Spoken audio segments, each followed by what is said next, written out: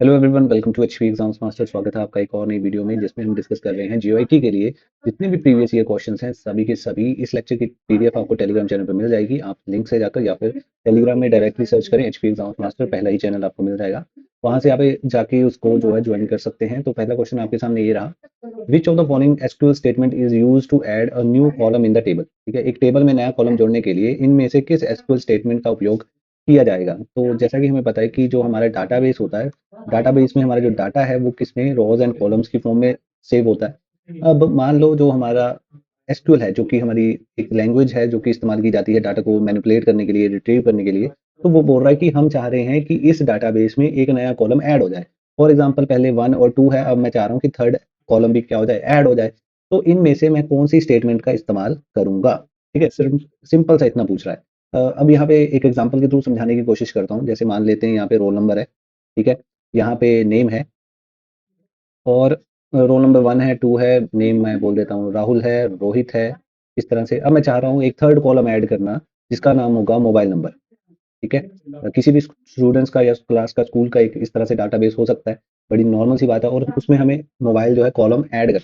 तो हम किसका इस्तेमाल करेंगे? सबसे पहले हमारे पास है चेंज टेबल। तो चेंज टेबल जो है हमारा नहीं होगा, क्यों? क्योंकि चेंज टेबल एक कोई डिफाइंड स्टेटमेंट एसक्यूएल में नहीं है। ठीक है, उसके बाद है हमारा अपडेट टेबल। अपडेट टेबल भी यहाँ नहीं होगा, क्योंकि जब अपडेट टेबल कब इस्तेमाल किया जाता है, यस ये एसक्यूएल स्टेटमेंट है, बट ये तब इस्तेमाल किया जाता है जब हमें डाटा चेंज करना होता है किसी रो में। ठीक है, मतलब हमारे पास कोई रो है, मान लो ये वाली रो है, रो 1, ठीक है, जिसमें राहुल लिखा हुआ है और रोल नंबर 1 लिखा हुआ है। इसमें चेंज करना है हमें, राहुल की जगह रॉबिन करना है, तो हम अपडेट कर सकते हैं। वैसे भी अपडेट क्या बताता है कि हमारे पास ऑलरेडी डाटा है। ठीक है, डाटा है, डाटा D1 है, उसे क्या करना है, हमें अपडेट करना है, डाटा D2 डालना है। ठीक है, सिंपल इंग्लिश से भी समझ सकते हैं इसको। ठीक है, नेक्स्ट है हमारे पास ट्रंकेट। ट्रंकेट जो है, ट्रंकेट किसके लिए इस्तेमाल होता है? ट्रंकेट इस्तेमाल होता है जब हम स्ट्रक्चर रखें और डाटा को डिलीट करना चाहें।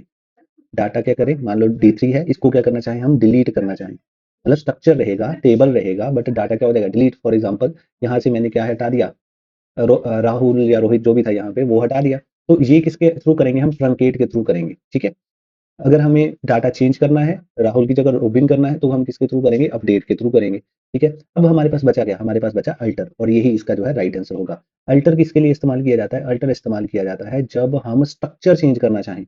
To change the to change the structure.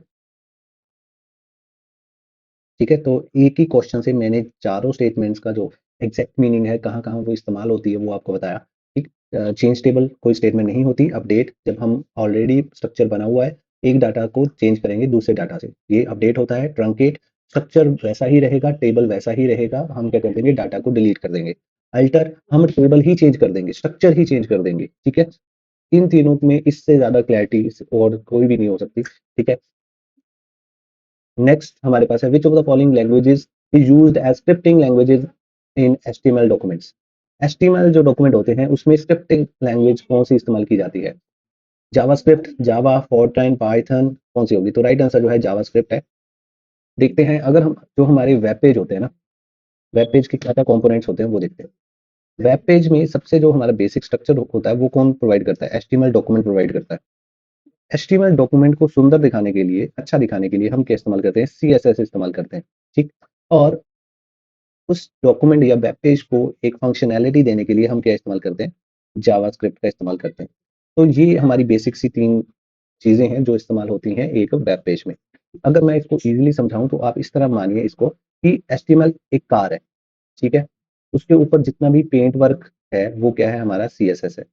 और बट जो कार का इंजन है, उसको वर्क करवाने वाला है वो कौन है? जावास्क्रिप्ट है। क्वेश्चन नंबर नेक्स्ट है हमारे पास, which of the following is DDL SQL command. ठीक है, फिर से एसक्यूएल का क्वेश्चन है। लगभग हर एक पेपर जितने भी हुए हैं उसमें 5 से 6 जो हमारे पास क्वेश्चन हैं वो डेफिनेटली एसक्यूएल से पूछे गए हैं। ठीक, तो यहाँ क्या बोल रहा है, यहाँ ये बोल रहा है डीडीएल कमांड कौन सी है। अब ये पता होना चाहिए कि डीडीएल कमांड होती क्या है। सबसे पहले इसकी डेफिनेशन, मतलब इसकी फुल फॉर्म देखते हैं। तो इसकी जो डेफिनेशन है या फुल फॉर्म है वो है, क्या है हमारे पास? Data definition language. ठीक, अब देखिए, जैसा हमने अभी तक समझा है कि एसक्यूएल में जो हमारे पास डाटाबेस है, डाटाबेस में क्या है, डाटाबेस में हमारे पास है टेबल। ठीक है जी, टेबल मतलब कि simple rows and columns. Data जो हमारे पास सेव है वो रोज एंड कॉलम्स की फॉर्म में है। ठीक, अब उसमें कोई भी चेंज करना है तो हम क्या करते हैं, एसक्यूएल कमांड का इस्तेमाल करते हैं। अब एसक्यूएल कमांड्स जो है हमारी तीन तरह की होती हैं। एक होती है डीडीएल, डाटा डेफिनेशन लैंग्वेज। एक होता है डीएमएल, डाटा मैनिपुलेशन लैंग्वेज। ठीक, और एक होता है डीक्यूएल। अब अपने अपने काम से इनके जो है हमने कैटेगराइजेशन कर दी है। अगर मैं बात करूं डीडीएल, तो डीडीएल में कौन कौन सी आएंगी, अभी हम वैसे पढ़ चुके हैं ये। जैसे एक हमने बोली क्रिएट, जब हम बनाते हैं ना डाटा, ठीक है, जो स्ट्रक्चर बनाते हैं तो हम किसका इस्तेमाल करते हैं, क्रिएट का इस्तेमाल करते हैं। ठीक, एक अल्टर अभी पढ़ी हमने, जब हम स्ट्रक्चर को चेंज करना चाहें, ठीक है, तो हम क्या इस्तेमाल करेंगे, अल्टर का इस्तेमाल करेंगे। नेक्स्ट, तो और क्या हो सकता है, ड्रॉप है हमारे पास, और ट्रंकेट है, और रीनेम है। तो आप एक सिमिलैरिटी देख पा रहे होंगे इनमें कि क्या हो रहा है, जो हमारा बेसिक स्ट्रक्चर है ना उसी पे ये काम कर रही है। ये चारों की चारों पांचों स्टेटमेंट बेसिक स्ट्रक्चर पे काम कर रही है। क्रिएट मतलब बनाना, ट्रंकेट स्ट्रक्चर को ही चेंज कर देना, ड्रॉप ट्रंकेट डिलीट कर देना, रीनेम सिंपल सा। ठीक, अब इसी तरह मैनिपुलेशन है। मैनिपुलेशन में क्या क्या चीजें आती हैं, एक आती है इंसर्ट, एक आती है अपडेट, और एक आती है हमारे पास डिलीट। ठीक है जी, और हमारे पास एक क्वेरी लैंग्वेज है। क्वेरी लैंग्वेज में क्या आता है, सेलेक्ट। ये तो सिंपल ही है, सीधा सेलेक्ट जो है ये किसके काम आता है, जब हमें डाटा निकालना होता है, रिट्रीव करना होता है, तो हम किस का इस्तेमाल करते हैं, स्टेटमेंट का, सिलेक्ट का इस्तेमाल करते हैं। तो यहाँ पे हमारे पास क्या पूछा था, हमारे पास पूछा था डीडीएल के बारे में। तो डीडीएल आप यहाँ से देख सकते हैं, ठीक है, नॉर्मल याद भी कर सकते हैं और समझना चाहें तो भी इजी है डीडीएल। और यहाँ पे हमें क्या दिख रहा है, इंसर्ट। इंसर्ट कहाँ पे है, इंसर्ट तो डीएमएल है। क्रिएट, तो राइट आंसर क्या हो जाएगा, क्रिएट। बाकी जो डिलीट है, अपडेट है, वो मैंने यहाँ बता दिया। डिलीट और अपडेट ये कहाँ पे आते हैं, मैनिपुलेशन में आते हैं। नेक्स्ट है हमारे पास, which of the following SQL queries will find the number of records in table X. Table का नाम क्या है, एक्स है, ठीक है। फॉर विच कॉलम वाई, एक कोई टेबल है उसमें उसका नाम एक्स है, और उसमें कॉलम है जिसका नाम क्या है, वाई है, हैज वैल्यू मोर देन 70। तो हमें क्या करना है, एक कोड लिखना है, एक स्टेटमेंट लिखनी है जो कि हमें क्या करे, नंबर ऑफ रिकॉर्ड्स दे, मींस नंबर ऑफ रोज दे, जिसमें क्या हो, हमारे जो वैल्यूज है वाई में वो मोर देन 70 हो। इसका एक एग्जांपल बना देता हूँ। मान लो इस तरह से है मेरे पास, एक मेरे पास है सीरियल नंबर, और इसमें मैं लिख देता हूँ नेम, और इसमें मैंने लिख दिया वाई। ठीक है, ये मेरे पास तीन कॉलम हो गए, सीरियल नंबर, नेम और वाई। और सीरियल नंबर 1 2, नेम राहुल, दूसरा रोहित, और एक और ऐड कर लेते हैं, थर्ड रोबिन। ठीक, अब यहाँ पे मान लेते हैं राहुल की जो वाई की वैल्यू है वो है हमारे पास 80, 90, और ये 50। ठीक है जी, अब हमें क्या करना है, अब हमें बोल रहा है स्टेटमेंट ऐसी लिखनी है ताकि जो नंबर ऑफ रिकॉर्ड्स है वाई में हमें वो मिले जो कि ज्यादा है 70 से। तो कैसे लिखेंगे, सबसे पहले हम लिखेंगे सिलेक्ट। ये सारे कैपिटल में लिखे जाते हैं, मैं वैसे इजी दिखाने के लिए जो है स्मॉल में लिख रहा हूँ। सबसे पहले लिखेंगे सेलेक्ट। अब हमें क्या चाहिए, नंबर ऑफ रिकॉर्ड्स चाहिए, मतलब हमें क्या करनी है, काउंटिंग करनी है। सेलेक्ट क्या करेंगे, काउंट। ठीक है जी, किससे काउंट करना है, टेबल का नाम क्या है, टेबल का नाम है एक्स। तो यहाँ पे क्या लिखेंगे, फ्रॉम एक्स। ठीक है जी, अब हमने पूरा का पूरा एक्स जो है सिलेक्ट कर लिया, पूरा का पूरा। हमें क्या करनी है, काउंटिंग करनी है, किससे, एक्स से। पूरा का पूरा एक्स हमने जो है, जो टेबल है वो को कर लिया कंसीडर। ठीक, अब हमें क्या करना है, अब हमें फिल्टर लगाना है। फिल्टर कैसा लगाना है, सिर्फ वही रोज लेनी है जहाँ पे हमारी वाई की वैल्यू ग्रेटर देन 70 है। तो फिल्टर लगाने के लिए पिछली वीडियो में मैंने बताया था कि हमारे पास जो टर्म होती है, स्टेटमेंट होती है, उसका नाम क्या होता है, वेयर। ठीक, वेयर में हमारे पास वाई की वैल्यू क्या चाहिए, ग्रेटर देन 70, और इसे कर देंगे क्लोज। ठीक है, अब ये हमें आंसर क्या देगा, आंसर देगा जब ये इस तरह इसको रन करेगा कि ठीक है मुझे काउंटिंग करनी है, किससे करनी है, एक्स से, बट होना क्या चाहिए, वाई की वैल्यू 70 से ज्यादा होनी चाहिए। तो ये देखेगा जी यहाँ पे 70 से ज्यादा है, यहाँ पे 70 से ज्यादा है, तो एक रिकॉर्ड मेरे पास ये हो गया, दूसरा रिकॉर्ड मेरे पास ये हो गया, तो टोटल रिकॉर्ड मेरे पास क्या हो गया, तो जो आउटपुट आएगा मेरे पास, आउटपुट आएगा 2। ठीक है जी, नेक्स्ट है मेरे पास, which of the following attribute must be defined in an input element in an HTML form to ensure that it is not left blank. बोल रहा है कि जो मेरा HTML में इनपुट एलिमेंट होता है उसमें मैं कौन सा एट्रीब्यूट इस्तेमाल करूं ताकि वो मैंडेटरी हो जाए। ऐसा नहीं है कि हम उसे स्किप कर सकें।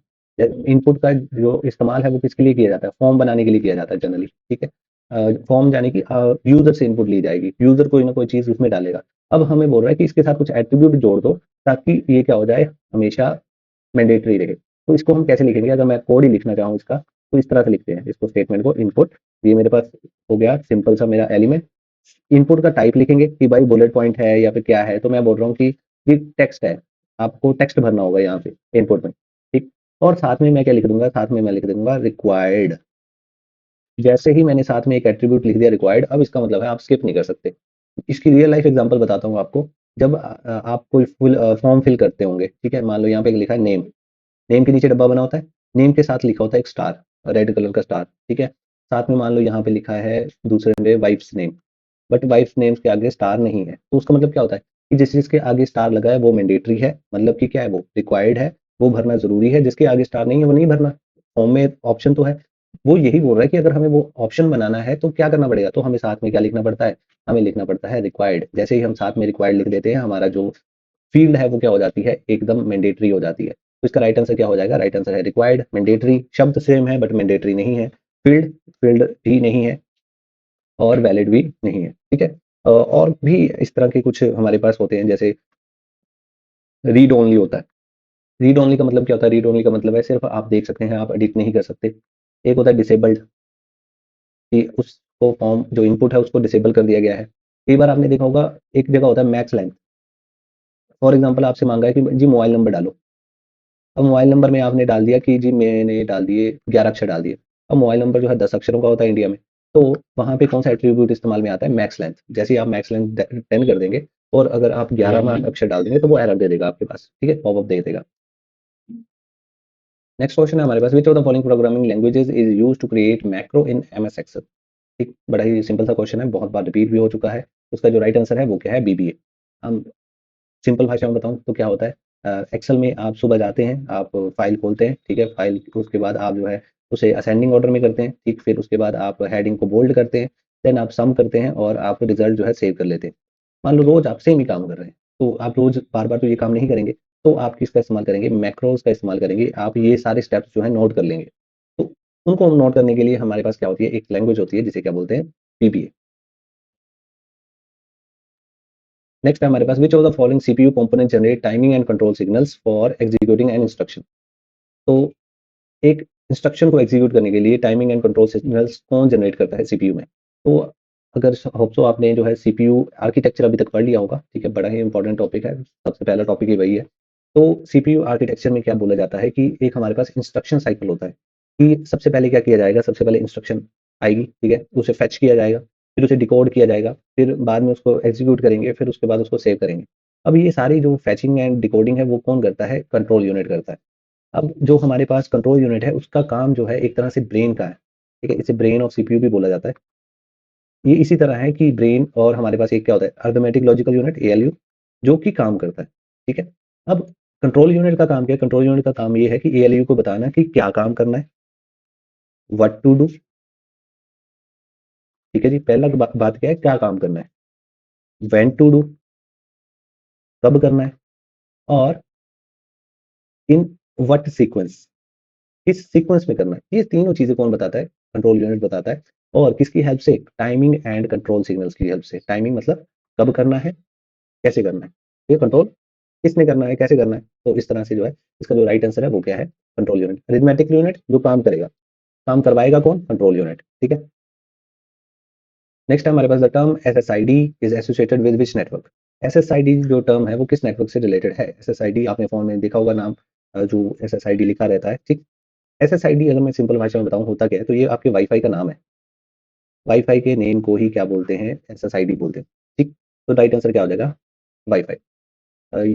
वाईफाई से अगर मैं बताऊं तो आपने ये देखा होगा बड़ी बार अपने फोन में, WPA2, ठीक है। आप मुझे कमेंट में बताइए कि WPA2 होता क्या है वाईफाई के केस में।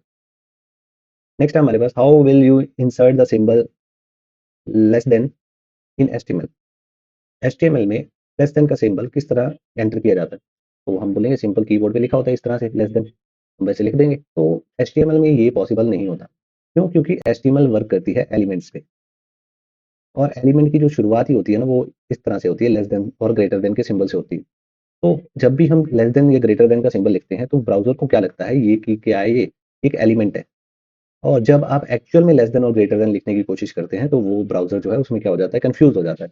इसीलिए लेस देन, ग्रेटर देन और एंड लिखने के लिए, ठीक है, हमने इसको अलग तरीके से बनाया है, ठीक। अगर हम लेस देन लिखना चाहें तो हम क्या करेंगे, सबसे पहले एंड लिखेंगे, फिर एल टी लिखेंगे और इस तरह से सेमीकोलन लगा देंगे। तो ये क्या बना देगा हमारा, ये हमारा लेस देन बना देगा। इसी तरह हम एंड जी टी और सेमीकोलन लगा देंगे, तो ये बना देगा हमारा ग्रेटर देन। और एंड एन परसेंट बना देंगे, तो ये हमारे पास क्या बना देगा, सिंबल बना देगा किसका, एंड का। तो इतना सा ही है इसमें, ये तीनों जो है बड़े इंपॉर्टेंट है। मैंने तीनों कवर कर दिए, ये पूछा हुआ है, ये दो जो है पूछे जा सकते हैं कभी भी आगे। लास्ट क्वेश्चन है आज का, विच of the following is popular GUI Linux desktop environment. देखिए जो लिनक्स है, लिनक्स मेजरली जो काम करता है वो कमांड लाइन पे करता है। कमांड लाइन मतलब कि जैसे हमारा सीएमडी होता है विंडोज में, जिसमें हम जो है कमांड्स लिखते हैं और काम करते हैं।